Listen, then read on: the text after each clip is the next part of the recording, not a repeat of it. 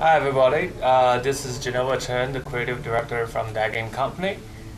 Here with me are Matt Nava, our art director. Hi. John Edwards, the lead engineer. Hey guys. Nick Clark, the lead designer. Hello.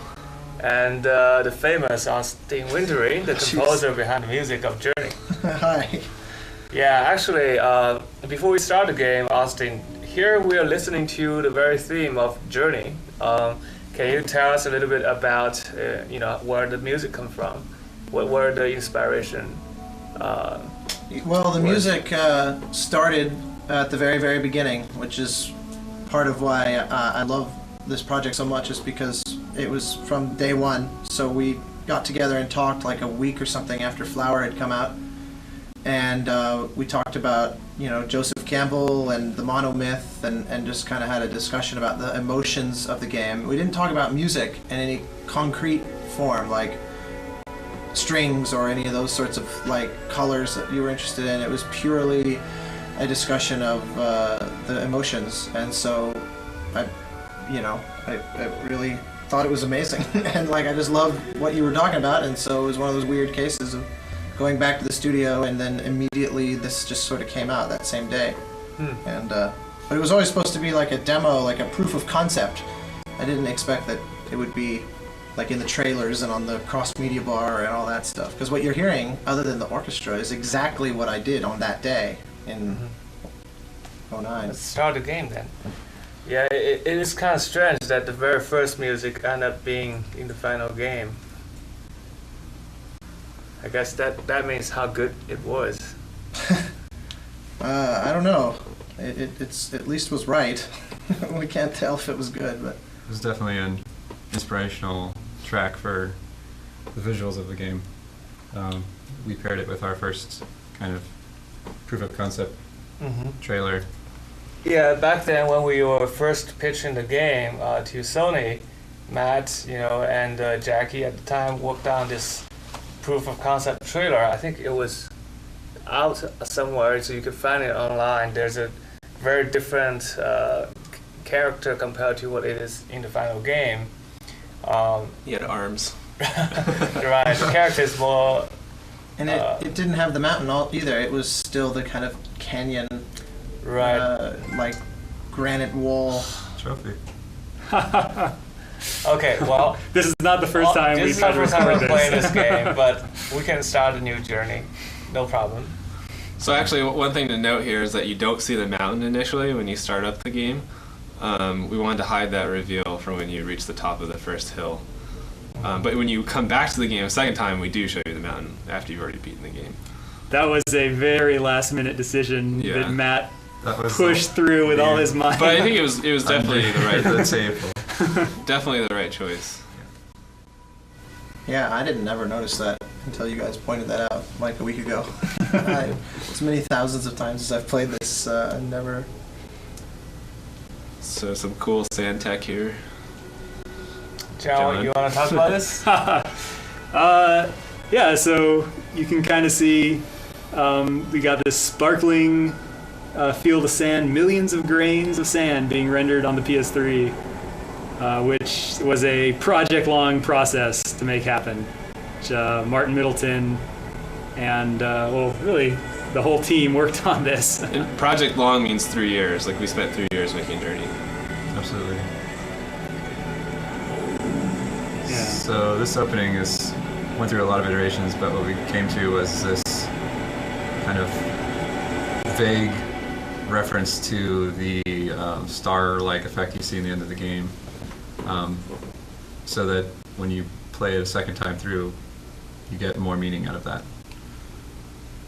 Plus, it was just kind of a way to reset the player before they begin the journey. That was something you guys did on Flower to great effect, Right. I thought. And I remember, because that was one of the first pieces of music that I wrote, because it was like one of the few kind of knowns, because it was, like, okay, in Flower we started with this kind of like burst of sound to kind of try to clean the slate emotionally of the player. So let's try something sort of similar for this. That's also the reason why we chose to start with a big, kind of long white color shot, and then gradually move to faster shots. Yeah, kind of no visual. Yeah. Now we just pop the mountain up. Yeah, so now you get the mountain reveal, and it feels really awesome. Oh, there it is. Moved a mountain. A lot of people were telling me how great the music was in Journey because there's all these very cool reviews. You know, it feels grand, but really it's the music that's happening kind of subconsciously while, you know, the transition happens. You know, this is a very noticeable shot. The other one we'll talk about later. It's funny, I've gotten a lot of feedback like that from people saying, you know, I really loved this game, but especially because of the music, and I always turn that back on them and say, you know, as flattered as I am by that, I actually don't agree, because the music is, like, as a result of the game. I didn't make anything and then just say, hey, let's find a place for this. Everything was always directly inspired by what you were doing, and art direction and the color palettes and the way in which the player moved and everything. And so I'm always, to me, it's like separating them makes no sense to me at all. So this is like the first tutorial sequence here that we teach the player how to use their flight ability, but you can actually skip this whole sequence. Like, we don't ever force the player to go to this building and collect this first secret, which was actually somewhat of a problem in some of the earlier playtests, but we made it look attractive enough that almost all the players do end up just directing themselves here. But one thing that was important to us in development was to never force a decision upon the player, so you could skip it if you wanted to. This statue is a broken version of the Sphinx that you see at the Ancestors, and it's actually kind of silly because there used to be an ancestor here. We used to have two Right. ancestors in this level. There used to be the seventh ancestor. Yes. I in like very the early game. very old version where the ancestor came out and you were like lateral to the mountain, and you both would turn, and then the ancestor went flying off. He would to the actually mountain. fly all the way to the mountain, and you have to watch him. Yeah. It was quite silly. It's one of those funny things that at the time it didn't strike me as silly at all, and then the moment we had moved past it, I was like, oh yeah, I guess that's pretty silly. In the same way that there's a lot of music in the game that I totally wrote in earnest, and then we replaced with something else, and when I go back and listen to it, I'm like, that is terrible. How did that ever strike me as remotely, like, at all acceptable? I remember the first time we got the ancestor sequences in, it was pretty awesome. But looking back, those were not super good. Yeah, exactly. It's Definitely funny an when you iterative write. process. Took a long time. So why don't you tell us about these paintings? So yeah, these also took a lot of iteration to get to a stage that was something that everybody felt good about. It was, for a long time, they were just these very hard to understand, well maybe there still are, but gameplay elements. They had a lot more like sequences and all sorts of things. They used to be like animated, where you could activate them multiple times, and each time there would be a different image, but then people thought there was some mechanic where they'd have to like activate a certain number of times to like unlock something. Yeah, puzzle. Yeah, it was like a puzzle or something. We found that the simple solution was actually the better solution in that case. There used to be cloth tapestries hanging, but then you could run into them and the cloth would fly into the wall and it would look really bad.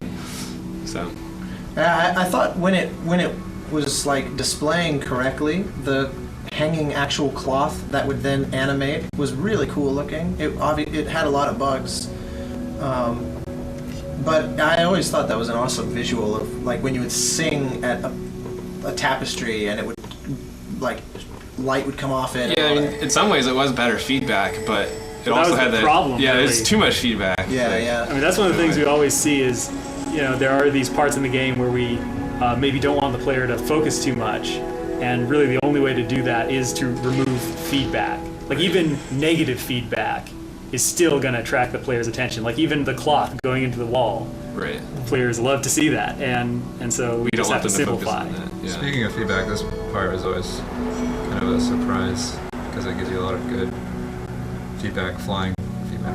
Yeah. There's a bunch of moments in the game that to me felt very, like the word that always came to mind was charming, where like, because you create this landscape that looks super bleak and kind of desolate, and then like that little moment where it's almost like a flock of birds lifting you up. Yeah, it's the first like lively moment you come across, I think, in the game. Yeah, it's very. It's like an initial hint that there is still life in the environment, and we do sort of, that was intentional. Like we do kind of build up the life that we present to you incrementally as you play. And that was sort of the first reveal. In the same way we build up these scenes here, we don't even show you the ancestor's face. He's just a silhouette. And that was not how it was originally. We did that to make these maintain an interesting quality further through the game. I love these sort of story painting sequences. They were really interesting from a sound design standpoint too, because it was really easy to like overdo it, I thought, and make it too sound designy for something that's kind of only semi-animated. But I really like the balance. Steve Johnson, the sound designer, everything arrived at. Same thing with the music. I made it a point not to like score it as a movie, but to kind of go for the overall idea that it was communicating,